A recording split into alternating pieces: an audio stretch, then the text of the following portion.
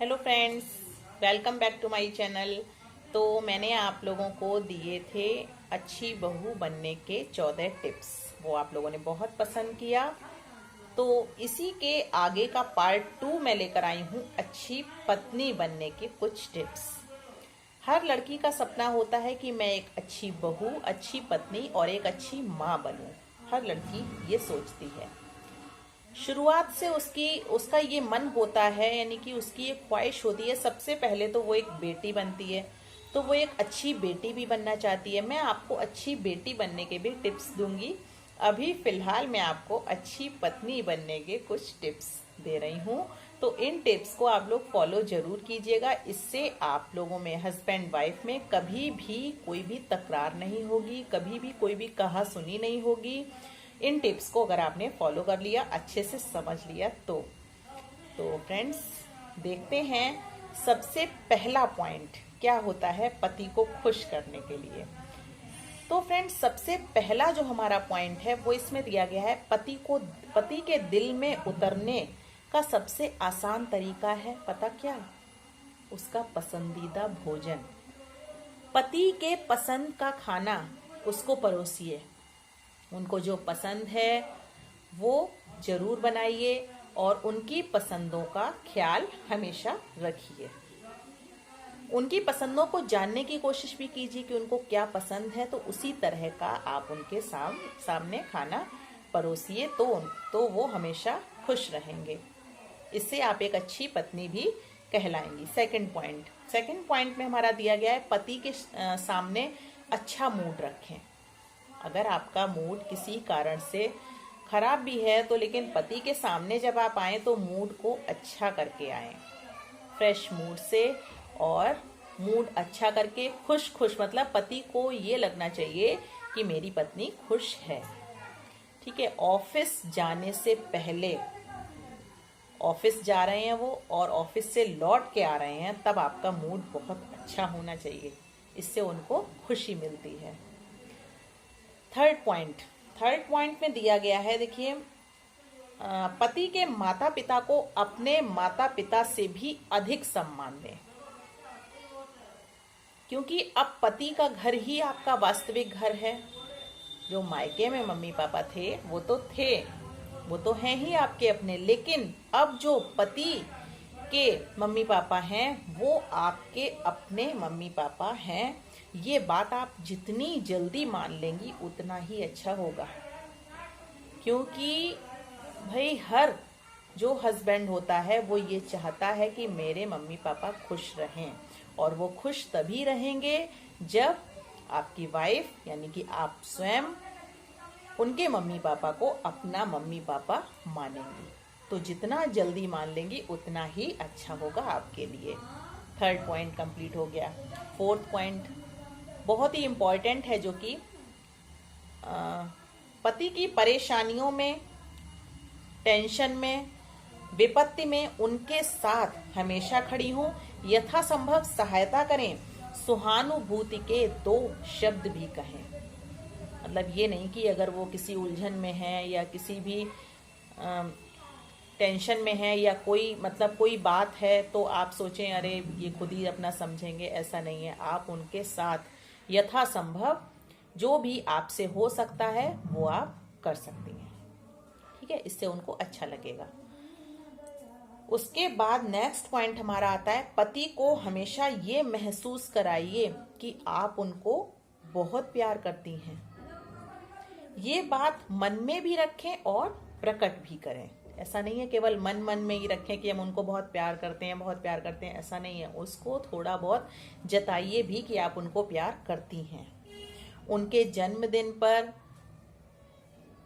त्योहारों पर उन्हें तोहफा दें। कुछ नहीं तो एक फूल ही शुभकामनाओं के साथ दे दें, तो इससे भी उनको बहुत अच्छा लगेगा।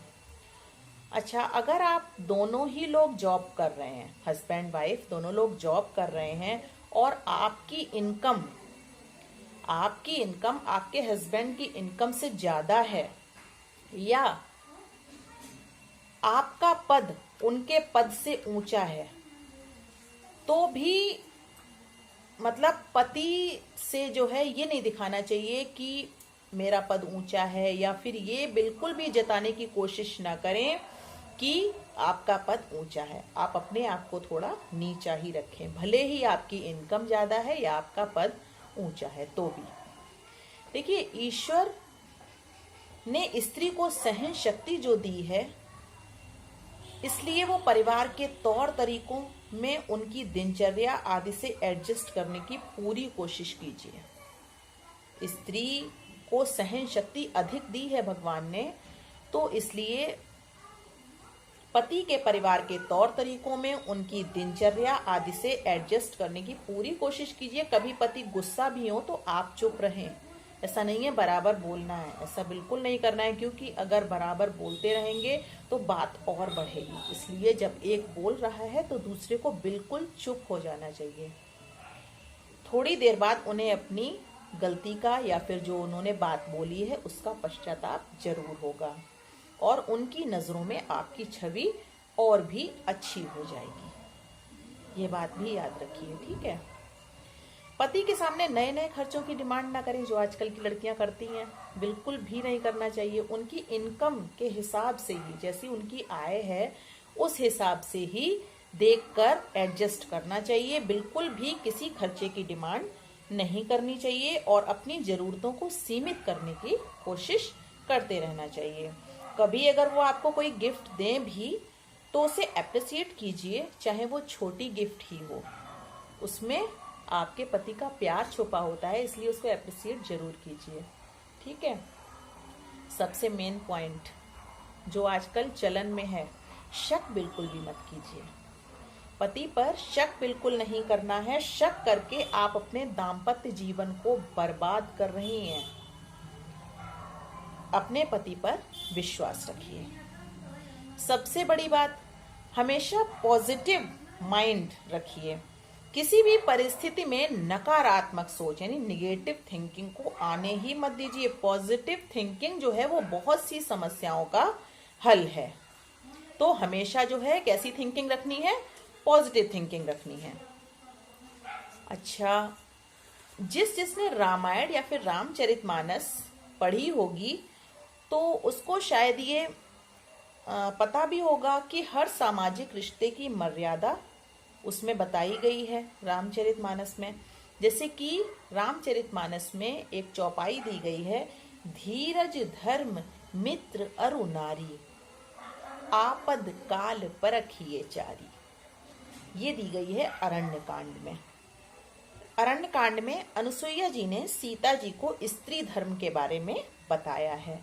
तो एक चौपाई जैसे ये दी गई है, अमित दान भरता बय देही, अधम सो नारी जो सेव न तेही। इसका अर्थ ये हुआ कि पति तो मोक्ष तक का असीम सुख देने वाला होता है, वो स्त्री बेकार है जो पति की सेवा नहीं करती। एक ही धर्म एक व्रत नेमा, काय बचन मन पति पद प्रेमा। अर्थात स्त्री के लिए शरीर मन एवं वाणी से पति के चरणों में प्रेम करना ही एकमात्र धर्म और एकमात्र पूजा है। तो पति का बहुत ही ध्यान रखना चाहिए। एक अच्छी पत्नी बनने के लिए पति के प्रति पूर्ण रूप से समर्पण बहुत ही जरूरी है। तो फ्रेंड्स, अगर वीडियो पसंद आई हो तो लाइक जरूर कीजिए, चैनल को सब्सक्राइब कर लीजिए, क्योंकि मैं बहुत जल्द आपके लिए एक अच्छी बेटी और एक अच्छी माँ बनने की भी टिप्स लाने वाली हूँ। तो फिर मिलते हैं अगले वीडियो में, तब तक के लिए बाय बाय, टेक केयर।